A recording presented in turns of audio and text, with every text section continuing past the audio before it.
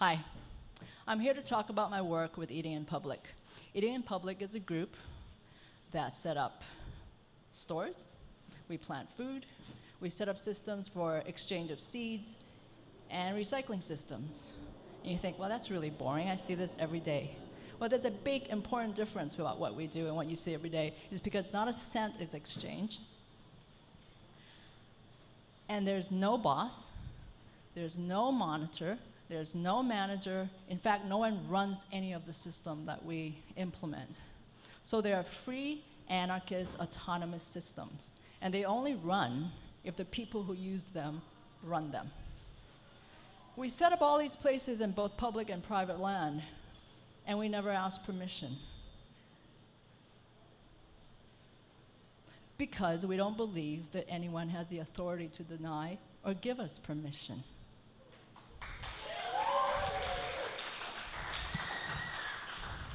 Why?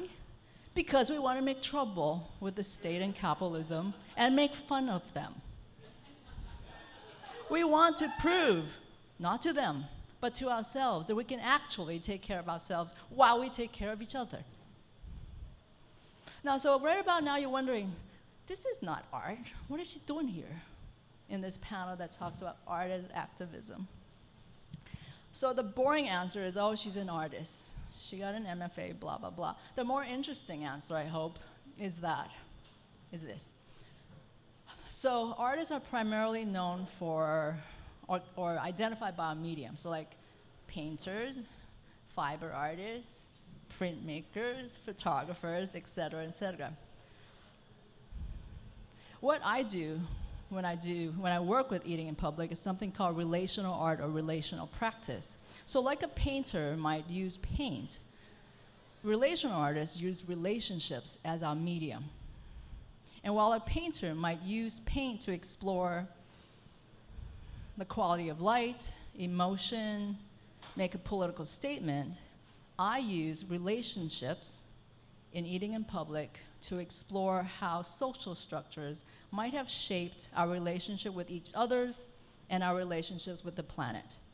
And more specifically, questions like, what are we afraid of? What makes us feel safe? And who we consider to be strangers. So this all started in 2003. Nandita and I rented a studio apartment above this guy's garage in a suburb called Enchanted Lake. It's in a town called Kailua on the windward side of Oahu. Like most American suburbs, is obsessed with private property, obsessed with middle-class decorum, conservative, uptight. Except in Kailua, we had a compost bin, and we just throw the papaya skin and seeds in there, and 100 plants would grow. And there's only really so many papaya trees you can have in your yard. So we decided, why don't we plant these other seedlings over there? This scraggly, weedy, wet grass patch that's never used by anything or anyone except for dogs to pee on. So we did. This patch of land was next to the sidewalk, wedged between the sidewalk and this fence and then a vacant lot, and behind that is this lake, Enchanted Lake. We put up a sign. It says, these papayas have been planted here for everyone. When they bear fruit in about a year, you're welcome to pick them as you need. We'll come back to feed the plants with organic fertilizer once a month. Feel free to water and weed. Please don't use chemical weed killers, as this will poison the fruit and those that eat them. Sign, the diggers. The diggers? Who are the diggers? The diggers. 17th century, at the place we now know as England. These are one of the very first self-sustaining people who've had their commons land taken from them. These people who planted, grazed, gathered, fished, hunted, and went into their commons, which they commonly own, to gather firewood, medicinal plants, graze their sheep, cut wood, make shoes. I don't know what else it did. But they used the land for their survival. Their commons was taken from them from the burgeoning nation state and capitalist system. By taking their commons and turning them into private and public land, they turned all of these self-sustaining commoners into capitalist workers. So when these people were in the process of being eradicated in the 17th century, some of them formed the diggers, and one of their signature acts of protest was to plant edible food in their recently expropriated land. And because they were in the place that we now know as England didn't quite exist then, they planted things like carrots, beets, parsnips, beans. So when we planted papayas, we're not exactly continuing the work of the diggers, but we actually are the diggers because we're still fighting for the same project, for the return of our commons. The work of the diggers has always been about the politics of eating. In Kailua, that also used to be a self-sustaining system. It was a thriving space of taro and rice cultivation, thriving aquaculture. It's a picture of the late 50s. Actually, Enchanted Lake used to be called Ka'elepulu Pond. They turned it into Enchanted Lake in the late 60s. Now it's a fetid, polluted lake owned by the people who own property bordering the lake. There's a sign that says private lake. It says members only. And the members periodically get to haul the trash out of the lake, their polluted lake. So when we planted our papayas, it was this particular neighborhood. People would walk the streets, walk their dog, jog, and they would see this sign. About a month later, we saw this really interesting handwritten note on the corner. It says, "Dear diggers, sorry, I've been instructed to remove papaya plants by March 2004. Please transplant." Really interesting, the tone of voice in the note. Kind of apologetic, really wanting to distance him or herself from his or her boss. They're really intrigued by that.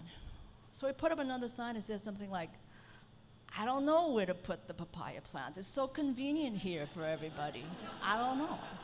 So we're just gonna leave them. I don't know, what are you gonna do? So we'll just wait and see." And then a week later, there was this note wedged in the fence. The rain had almost washed out the whole thing, but basically it suggested that we use a mediator.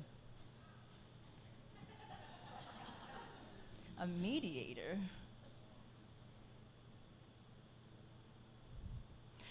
Sure, it's really important to grow papayas and share it with everyone for free, but what's really more important is to continue the work of reclaiming the commons. So we dug in, and we didn't do anything, and we waited to see what they were going to do. We didn't know whether they were going to sell the plot, build a house, build a supermarket, who knows. About a month later than they warned us,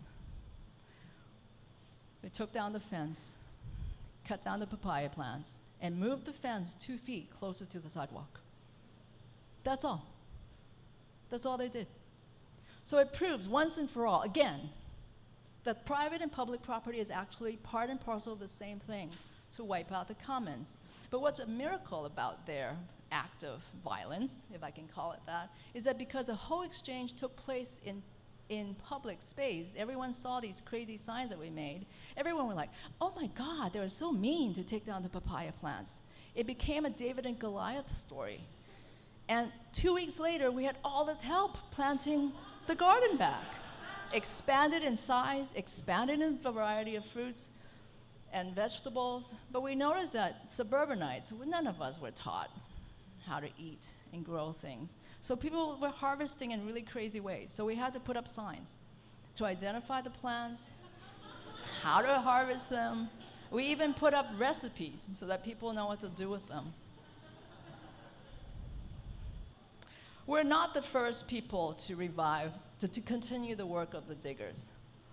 Oh, sorry, we also continue to make signs to make fun of them. KSBE stands for Kamehameha Schools. So we're not the first people to revive the diggers. And Nandita encountered some of them in the 1970s when she was a little girl in Vancouver. about 2 blocks from their house, she encountered a free store. They were run by a bunch of hippies. And she could go every day because her family didn't have any money. And they would let her take whatever she wanted. And she remembers with such fondness, not the duck, but the beautiful white patent leather boots that she got, 2 sizes too big. The Vancouver diggers were inspired by the San Francisco diggers that preceded them by about a decade. They were the ones who created the first free stores, which are spaces for free exchange that anyone could bring and take stuff. So we started our own free store. On the yard that we rented the studio apartment from the landlord. He was a little skeptical. The first thing we put at the free store were about 20 papaya plants. Now, it's an uptight neighborhood. 2 hours later, they were all gone.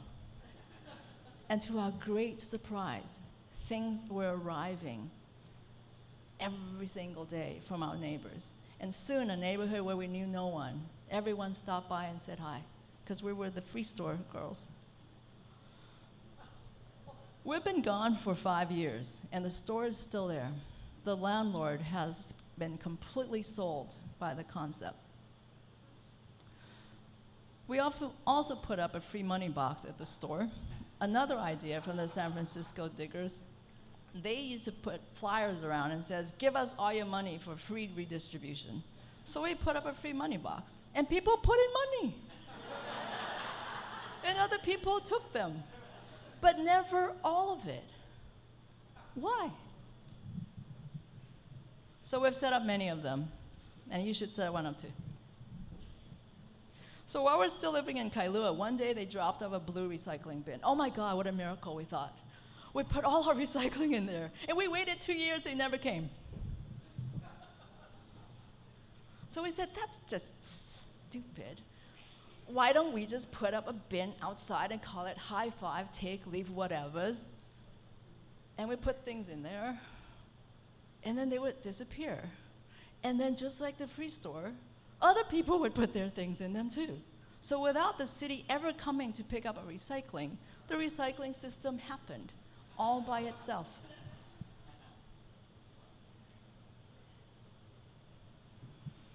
So the idea caught on. Other people wanted to make them too. And to date, I think we have about 875 around the islands.